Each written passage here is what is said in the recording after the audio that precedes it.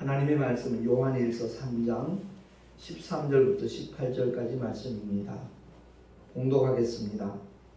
형제들아, 세상이 너희를 미워하거든 이상히 여기지 말라. 우리가 형제를 사랑함으로 사망에서 옮겨 생명으로 들어간 줄을 알거니와 사랑치 아니하는 자는 사망에 거하느니라. 그 형제를 미워하는 자마다 살인하는 자니 살인하는 자마다 영생이 그 속에 거하지 아니하는 것을 너희가 아는 바라. 그가 우리를 위하여 목숨을 버리셨으니 우리가 이로써 사랑을 알고 우리도 형제들을 위하여 목숨을 버리는 것이 마땅하니라. 누가 이 세상 재물을 가지고 형제의 궁핍함을 보고도 도와줄 마음을 막으면 하나님의 사랑이 어찌 그 속에 거할까 보냐. 자녀들아, 우리가 말과 혀로만 사랑하지 말고 오직 행함과 진실함으로 하자. 아멘. 기도하겠습니다. 하나님 아버지, 오늘도 주의 생명의 말씀을 들을 수 있는 복된 시간 허락하여 주셨사오니 이 시간이 결코 헛되지 아니하도록 성령님 깨닫게 하여 주옵시고 또한 결단하게 하셔서 어디를 가든지 하나님의 영광을 드러낼 수 있는 믿음의 삶을 우리 모두가 펼쳐나갈 수 있도록 역사하여 주시옵소서. 전하는 자 듣는 자 다 함께 큰 은혜 있기를 간절히 소망하옵고 우리 구주 예수 그리스도 이름으로 기도하옵나이다. 아멘. 토요일마다 제가 심야 전도를 하는데 어제는 너무 몸이 힘들어서 10시부터 잠자리에 들어갔던 것 같아요. 정말 택시 전도를 시작하고 토요일날 심야 운행하는 것은 아마 처음이 아닌가 이런 생각이 들더라고요. 그리고 이제 5시 반에 새벽에 일어나서 예배 시간 시작하기 전까지 하나님께서 이렇게 택시 손님들이 연결되도록 역사하셨는데 하나같이 그 제가 전해주는 그 유튜브 전단지를 정말 반갑게 받아보고요, 놀라워하기도 하고요. 또 오늘따라 김포공항 가는 손님이 4쌍이나 탔어요. 아마 이 규제가 좀 완화되니까 여행 가는 분들이 굉장히 많은 것 같아요. 그래서 정말 즐겁게 여행 다녀오면서 유튜브도 꼭 한번 보겠다라고 대답하는 분들이 참 많았는데 제가 이런 생각이 들더라고요. 제가 산악금 때문에 부담감을 가지고 저 심야 운행을 이제 토요일마다 하는 건데 정말 모든 것을 갖다가 주님께 맡기기만 하면 주님이 정말 역사하시는구나. 불과 한 4시간 정도 운행을 한 것 같은데 산악금의 반 이상이 이렇게 채워졌어요. 제가 이런 말씀을 드리는 이유는 우리의 삶의 현장에서 정말 하나님이 함께 하시는 그 증거를 만나게 될 때 그 심령 속에 정말 기쁨이 막 이렇게 솟구치는 것, 그런 것들이 있음을 늘 경험을 하면서 우리 믿음의 모든 사람들이 삶의 자리에서 늘 하나님께서 함께 하시는 증거를 만날 수 있으면 참 좋겠다 하는 그런 마음으로 잠깐 이런 얘기를 드렸습니다. 오늘 본문의 말씀을 통해서 제목이 이렇게 정했습니다. 생명으로 들어가거나 사망에 있거나 둘 중 하나라는 거죠. 신명기서 30장 19절에 보면 주보에 있으니까 우리 한번 합독을 하겠습니다. 시작. 내가 생명과 사망과 복과 저주를 내 앞에 두었음즉 생명을 택하고. 그렇습니다. 결정권은 우리에게 있다는 겁니다. 하나님께서 우리 앞에 생명도 두고 사망도 두셨다는 거죠. 복도 두고 저주를 두셨다는 겁니다. 그러니까 우리를 향해서 주님이 요구하시는 것은 사망과 저주를 택하지 말고 생명과 복을 택하라는 겁니다. 그 택하는 방법이 무엇일까? 오직 하나님의 말씀을 믿고 순종하는 그러한 자에게 복과 생명은 정말 아낌없이 공급될 수 있다라는 것을 하나님의 말씀을 하시는 겁니다. 사실 신앙생활은 영원한 문제를 결정하는 선택이기 때문에 너무 중요한 일입니다. 제가 그런 얘기를 들을 때 참 마음이 안타깝다는 고백을 한 적도 있지만 모든 종교는 다 똑같죠. 얼핏 생각하면 그런 것 같습니다. 그러나 전혀 그렇지 않다는 것을 알기 때문에 종교는 똑같다는 말보다 위험천만한 얘기는 없겠다, 이런 생각이 들더라고요. 오직 기독교만이 천국으로 들어갈 수 있는 생명길이라는 것을 우리 모두 확실히 믿을 수 있기를 예수 이름으로 축원합니다. 기독교는 간혹 독단적이다, 자기밖에 모른다, 오해 살 수 있어요. 오해 살 수밖에 없지요. 왜? 다른 종교에 생명이 없다고 얘기를 하니까. 근데 그것이 꾸며진 얘기가 아니라 그것이 진실이기 때문에 진실을 그대로 말하는 것 뿐입니다. 다만 그 진리를 알지 못하니까, 알지 못하는 사람들이 오해할 따름이고요. 그래서 사실 이렇게 모든 종교와 이렇게 기독교를 비교해 보면 교회에서 예배를 드리듯이 세상 종교도 나름대로 어떤 그런 비슷한 종교 행위를 하고 있거든요. 그러니까 다 똑같지 않느냐, 이렇게 말을 합니다. 이제 이번 목요일 날 수능이 치러지는데 모든 종교를 믿는 사람들이 자기 아들, 딸들이 좋은 대학 들어갈 수 있도록, 정말 수능 잘 볼 수 있도록 정말 간절하게 빌고 있잖아요. 교회도 마찬가지예요. 정말 자녀들이 혹시 상심할까봐, 상처받을까봐, 그동안 준비한 것들에 대해서 어떤 허무함을 느낄까봐 정말 예수 믿는 분들도 다 하나님 앞에 도와달라고 기도를 하지요. 근데 우리가 분명히 알아야 될 것은, 기독교가 추구하는 것은 이 세상의 어떤 정말 형통하는 것, 잘 되는 것, 이런 것만을 추구하는 것이 아니라는 것을 우리가 분명히 기억을 해야 돼요. 가장 핵심적인 것, 그것이 무언가를 바로 알고 정말 하나님의 생명을 값없이 얻은 자로서 그 기쁨과 감격으로 이 주일 예배를 성수주의라는 차원에서 율법을 지키는 그런 마음으로 예배에 동참하는 사람들은 마음이 무겁습니다. 기쁨이 없습니다. 그러나 나 같은 죄인이 주님의 흘리신 보혈로 죄 사함을 받고 예수 이름을 믿는 그 한 가지 사실 때문에 하나님께서 우리를 하나님의 자녀로 삼아주시고 삶의 자리에서 늘 함께 하시는 그 믿음의 증거들을 보여주시는 살아계신 하나님이시기 때문에 주일 예배에 동참하는 사람들은 기쁨으로 드립니다. 이 예배 시간이 즐겁습니다. 제가 그런 고백을 몇 번 한 적이 있지만 저는 이 강단에 서서 말씀 전하는 시간이 가장 행복합니다. 그 말씀이 우리를 살리기 때문에, 그 말씀만이 정말 하나님의 생명을 공급할 수 있는 유일한 통로고 도구이기 때문에 이 말씀 전하는 게 얼마나 기쁜지 모릅니다. 그래서 우리가 꼭 기억해야 될 것은 교회 안에서도 똑같습니다. 세상 종교와 다름없는 그런 수준에서 교회 다니는 사람도 없잖아 부지기수입니다. 그래서 이를 알기 쉽게 설명을 한다면, 예수 안 믿는 사람과 예수 믿는 사람도 그 모양 똑같아요. 생김새 똑같습니다. 삶의 자리도 별 차이가 없습니다. 그리고 교회 안에서도 마찬가지입니다. 정말 하나님의 은혜를 입고 구원받은 사람과 아직 그 자리에 들어가지 못한 사람과 모양새 똑같습니다. 그런데 그 속 사람은 전혀 다르다는 것을 우리가 깨달아야 될 것입니다.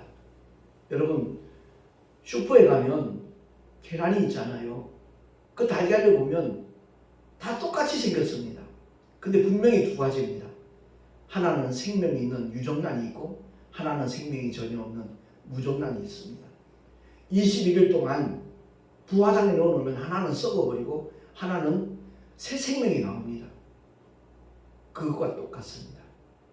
교회를 다 다니는 것 같아도 똑같이 성경책 갖고 다니고 찬송도 같이 부르고 때로는 눈물 흘리며 기도도 하고 헌금도 드리고 하나님의 말씀도 듣고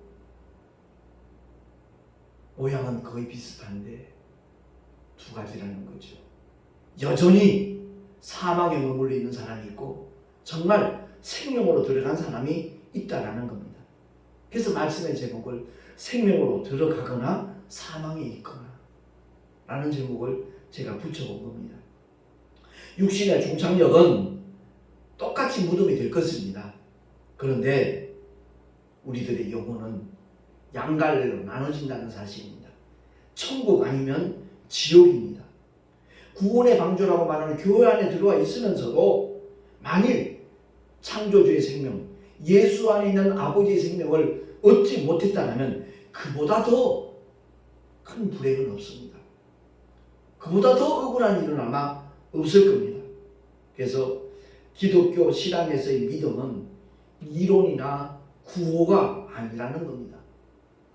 기독교 신앙은 삶이요 또한 액션입니다. 행동입니다. 그대로 행동이 수반되지 않는 것 정말 위험한 겁니다. 무늬만 기독교인이지요. 워낙 사도 바울의 그 믿음에 대한 구원에 대한 정의가 정말 굉장하다 보니까 오직 믿음, 오직 예수, 오직 성경, 더불어 말한다면 오직 은혜, 틀린 말 결코 아닙니다.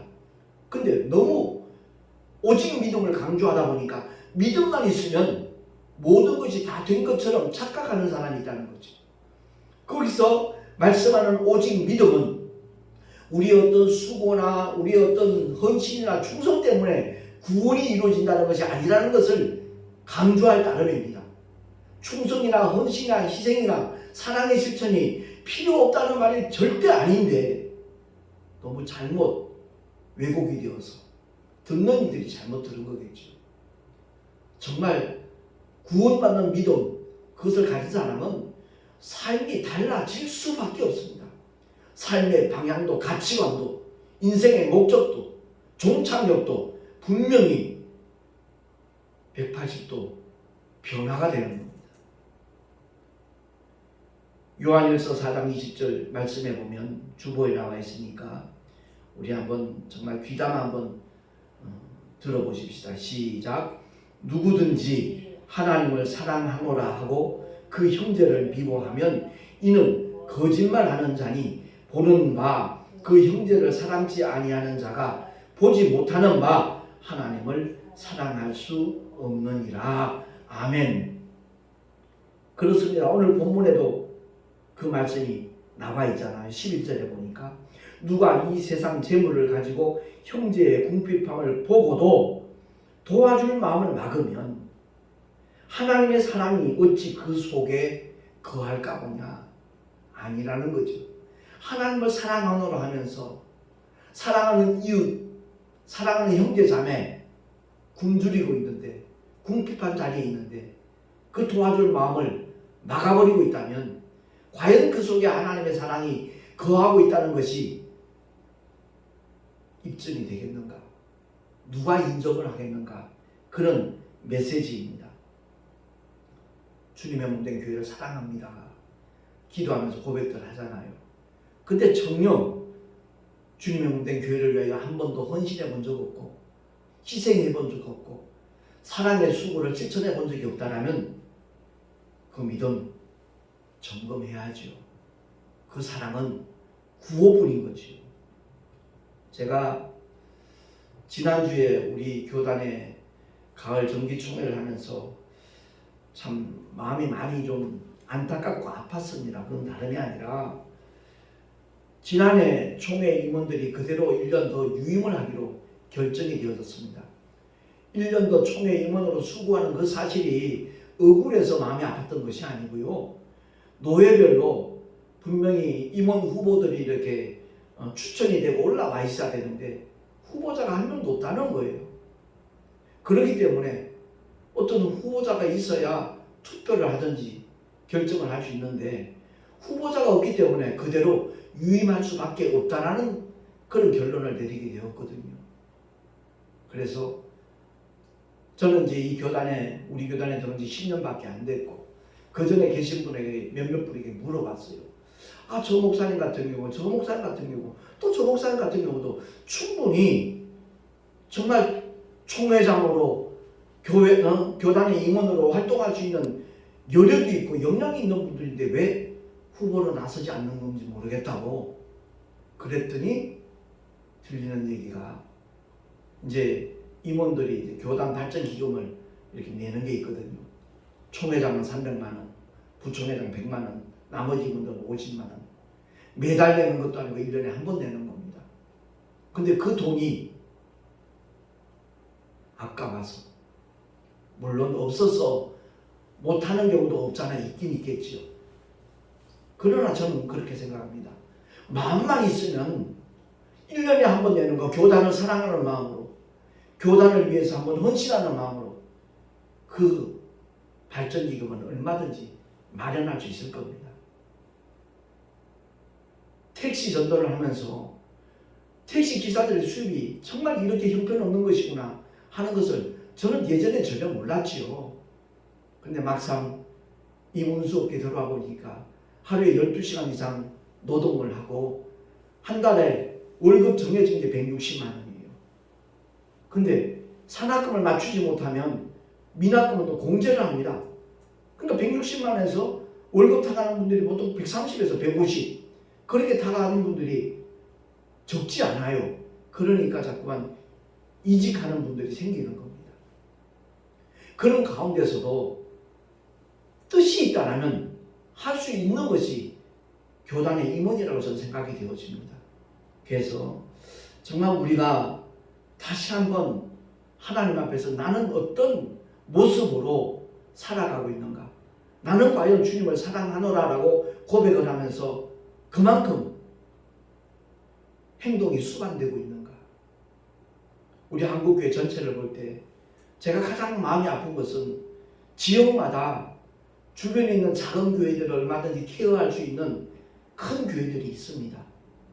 교단이 같든 다르든 주님의 몸된 교회라고 인정을 한다면 그 규모 있는 큰 교회에서 그 재정의 일부를 할애해서 개척교회를 가난한 작은 교회들, 그런 교회들을 얼마든지 후원할 수 있지 않겠는가, 이런 마음이 들 때가 있어요. 물론 큰 교회들 중에 그렇게 실천하는 교회들도 적지 않다는 것도 압니다. 그러나 자기 몸집 불리기에 급급하고 있는 그런 현상들이 솔직히 눈에 보이거든요. 그건 정말 아니다 싶어요. 언젠가 그 작은 교회 살리기 운동의 연합 모임에서 어느 목사님 그런 말씀을 하셔요. 자기 교단의 큰 교회 그 대형 버스가 같은 교단이죠 뻔히 알면서 자기가 개척한 교회 바로 앞에서 그 지역 성도들을 태워갖고 가는 것, 그걸 볼 때 너무너무 가슴이 아프고 사실 원망스러운 마음까지 생기더라는 얘기를 하는 것을 들은 적이 있거든요. 그건 아니라고 봅니다. 정말 한국교회, 주님의 몸된 교회 그 공동체 의식만 있다 할지라도 왜 사모님들이 식당에서 설거지 합니까? 왜 가사도우미로 활동을 합니까? 왜 학습지를 돌리면서 생활을 합니까? 그건 아니거든요. 마태복음 24장에 25장에 나와 있는 양과 염소의 비유를 우리는 개인에게도 적용할 수 있지만 교회에 적용되는 하나님의 말씀이 아니겠는가, 저는 그런 생각을 해봅니다. 요즘 코로나 때문에 해외 선교사들 후원하는 그 선교들이 훨씬 더 줄어들었다는 얘기도 들었습니다.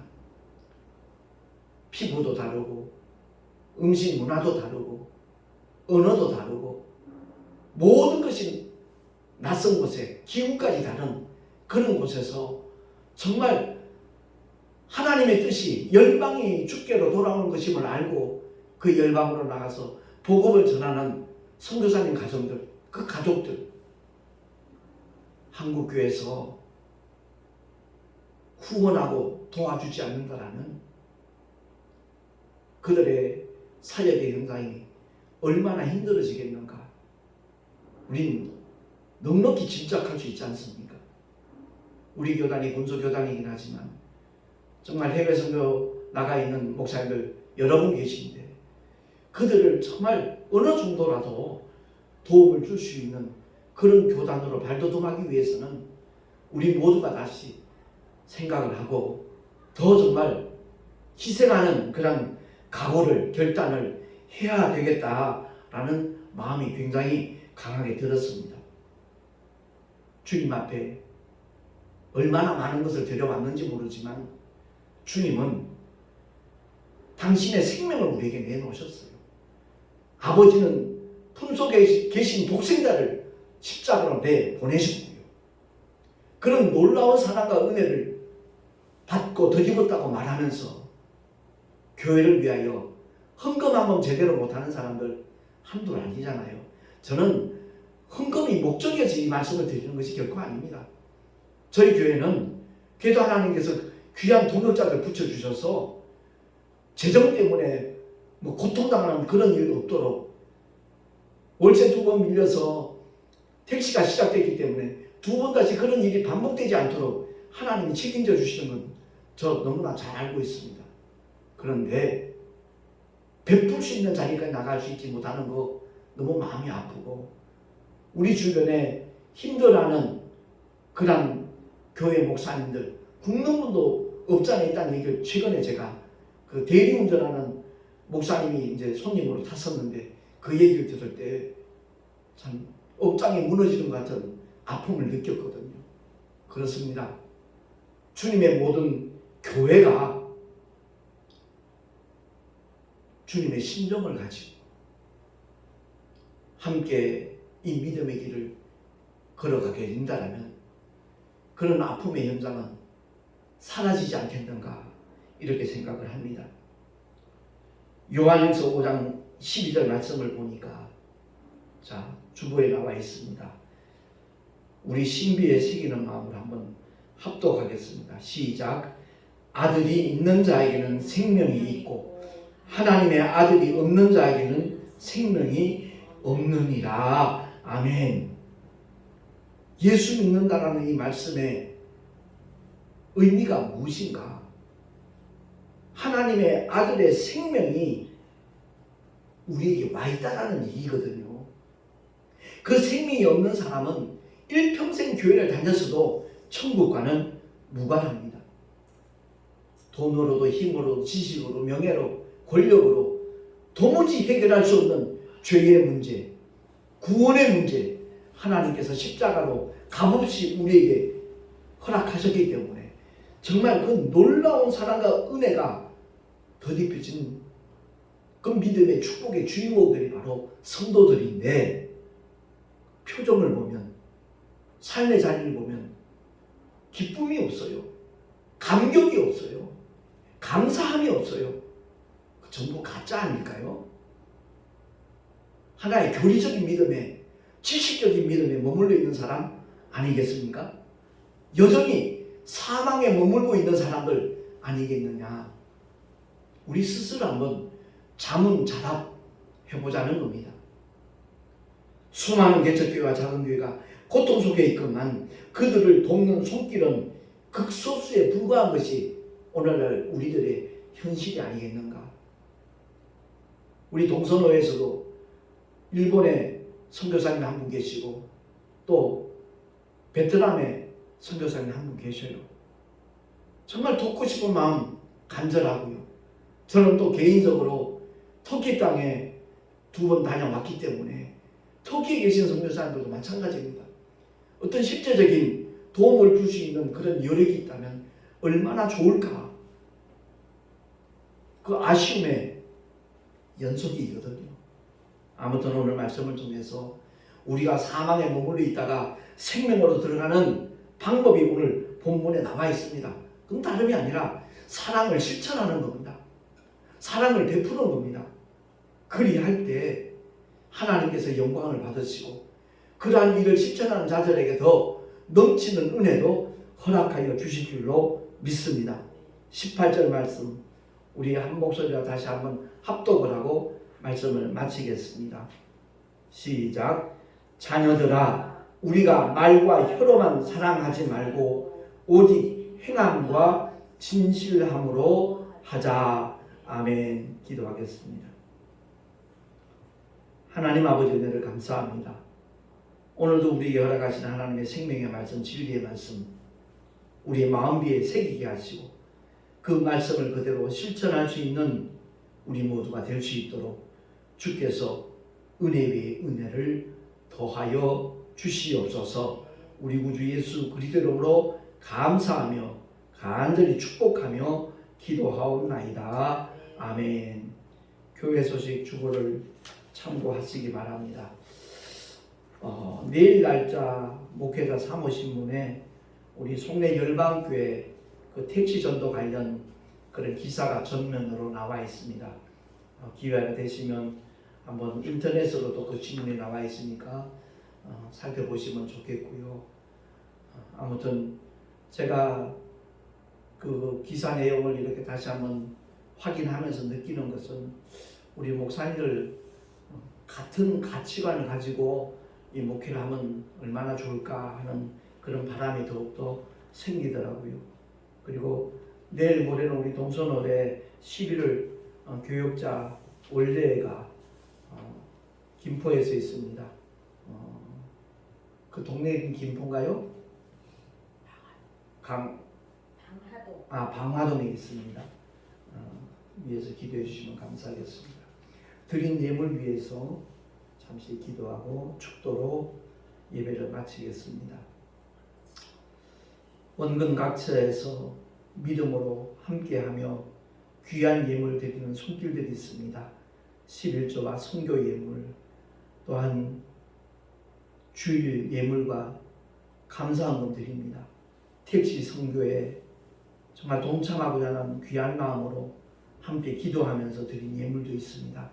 주님 기쁘시게 연락을 하여 주시고 하늘의 상급으로 아름답게 쌓여지게 하여 주시옵소서. 뿐만 아니라 삶의 자리에서 주님이 함께 하시는 믿음의 증거들이 기사와 이적으로 또한 축복으로 보여지게 하여 주시옵소서. 그 예물이 쓰여지는 현장 위에 하나님의 영광이 함께 하시고 주의 거룩하신 생명이 나누어지는 은혜 위에 은혜까지 주님 허락하여 주시옵소서. 이제는 우리 구주 예수 그리스도의 크신 은혜와 하나님 아버지의 놀라우신 사랑하심과 보혜사 성령 하나님의 내주 교통하심과 인도하심과 축복하심이 생명으로 들어가거나 사망에 머물러 있거나 그 둘 중 하나인데 하나같이 사랑을 실천함으로 생명으로 들어가는 하나님의 사람들이 되리라. 결단한 하나님의 사람들 머리 위에 그 가정과 자녀들과 경영하는 모든 일들 위에 또한 주께서 피로 값주고 세우신 주님의 모든 교회들 위해 지금으로부터 영원토록 함께 있을지어다. 아멘.